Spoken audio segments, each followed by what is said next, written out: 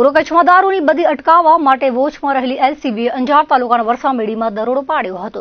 દરમિયાન રબર પાવડરની આડમાં આવેલ 18 લાખનો દારૂ પકડી લીધો હતો. આ સાથે 2 શખ્સોની ધરપકડ કરી 72 લાખનો મુદ્દામાલ કબજે કરાયો હતો.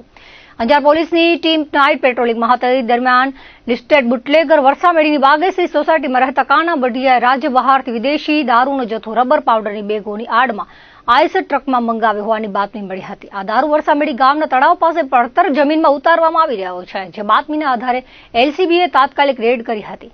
દરમિયાન 4656 ક્વાર્ટરિયા અને 1872 બિયરના ટીન મળીને કુલ 18,08,640નો દારૂ મળી આવ્યો હતો. સાથે જ આઈસર ટ્રક, રબર પાવડરની બોરી, બાઇક અને મોબાઈલ મળી કુલ 71,84,740નો મુદ્દામાલ કબજે કરાયો હતો.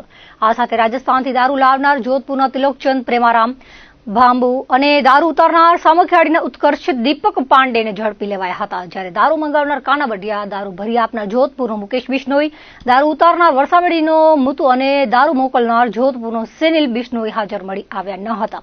જેથી તમામ સામે અંજાર પોલીસમાં ગુનો દાખલ કરવામાં આવ્યો છે.